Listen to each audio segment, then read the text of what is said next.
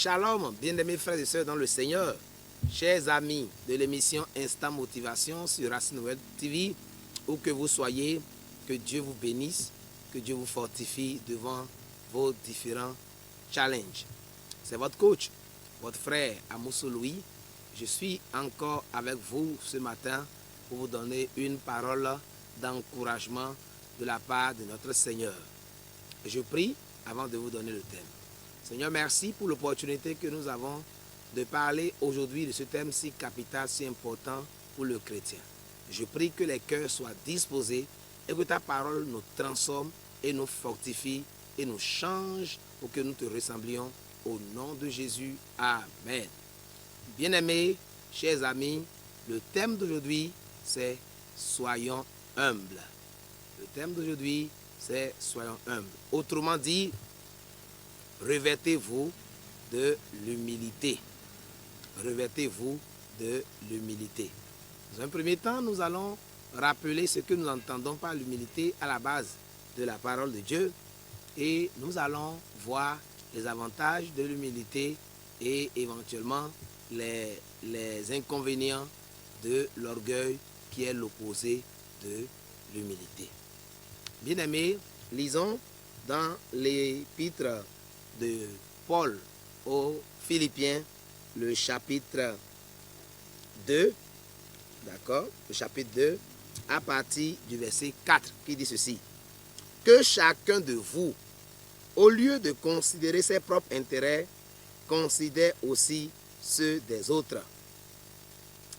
Et ayez en vous les sentiments qui étaient en Jésus-Christ, lequel, existant en forme de Dieu, n'a point regardé comme une proie à arracher d'être égal avec Dieu, mais s'est dépouillé lui-même en prenant une forme de serviteur, en devenant semblable aux hommes et ayant paru comme un simple homme. Il s'est humilié lui-même, se rendant obéissant jusqu'à la mort, même à la mort sur la mort de la croix. Et l'apôtre Paul dit expressément au verset 3 du chapitre 2, ne faites rien par esprit de parti ou par vaine gloire, mais que l'humilité vous fasse regarder les autres comme étant au-dessus de vous-même. Bien-aimés, revêtez-vous de l'humilité. L'humilité est un état d'âme. C'est un sentiment de modestie. On dira que quelqu'un est humble quand il n'est pas imbu de lui-même, quand il ne se voit pas supérieur aux autres, quand il ne se voit pas important plus que les autres et ne les traite pas en les regardant de haut. Si nous voulons parler terre à terre, je sais que ceux qui m'écoutent sont des intellectuels, c'est des personnes qui savent ce que je veux dire. Donc, quand on parle d'humilité, d'accord, c'est l'opposé de l'orgueil. Or, celui qui est orgueilleux, c'est quelqu'un qui est rempli d'un sentiment de suprématie. Il se sent plus important, plus grand, plus fort que les autres humains qui sont autour de lui. Et donc, sa manière de parler, sa manière de faire, il va alors être désagréable envers les autres. L'apôtre Paul nous dit, ne faites rien par esprit de parti ou par vaine gloire, mais que l'humilité vous fasse regarder les autres comme étant au-dessus de vous-même. Lorsque nous regardons ce monde, ce thème trouve son intérêt d'autant que de plus en plus, les humains sont à la recherche de la gloire, sont à la recherche de l'importance, du sentiment de paraître. On veut paraître au lieu d'être. Et on se considère la plupart du temps, plus important que les autres. Et cela dénature le tissu social.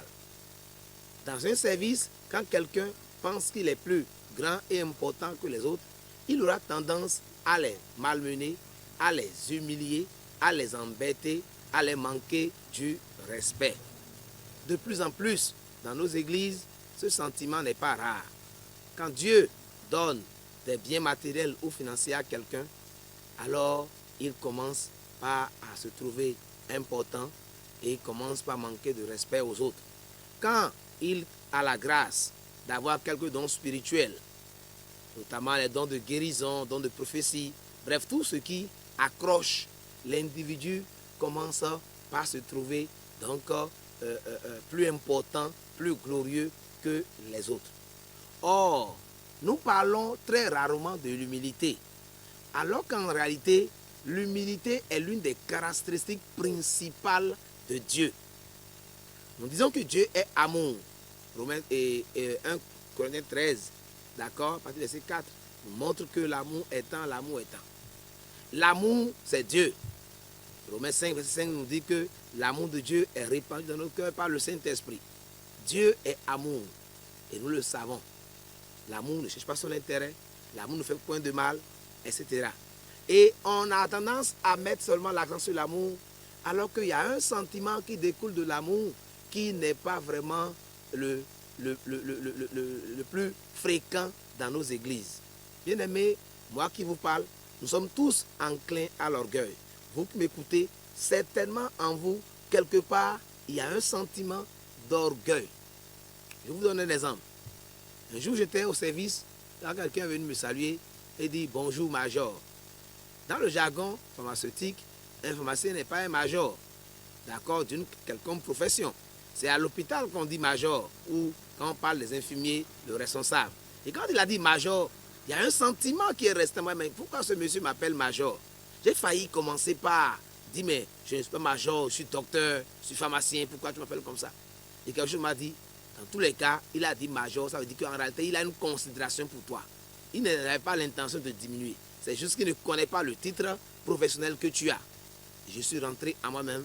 Et aujourd'hui, même si on m'appelle major, on m'appelle monsieur, on m'appelle n'importe quoi à la pharmacie ou à l'église ou dans le monde, ça ne me dit plus rien.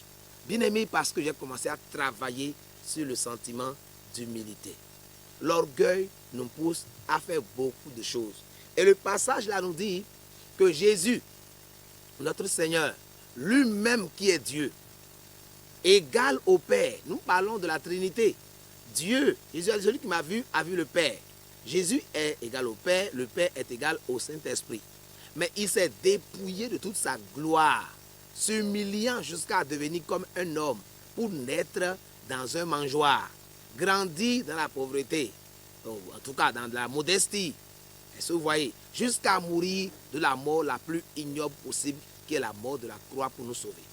Et je voudrais donc, à travers cette capsule, t'encourager à voir, est-ce que tu n'es pas orgueilleux par hasard? Il est très rare de reconnaître qu'on est orgueilleux. Mais quand on rentre en nous-mêmes, dans nos relations avec nos épouses, dans nos relations avec nos enfants, dans nos relations avec nos employés, dans nos relations avec la population la plus pauvre, comment nous nous comportons? Dans notre tête, même si nous ne parlons pas mal, avec orgueil, est-ce que dans notre tête, nous ne nous voyons pas supérieurs aux autres? Quand je prophétise, quand je parle en langue, quand je guéris les malades, quand je prêche bien, est-ce que je ne vois pas les autres comme étant des fainéants spirituels, des gens, des pécheurs, que moi je suis le plus saint?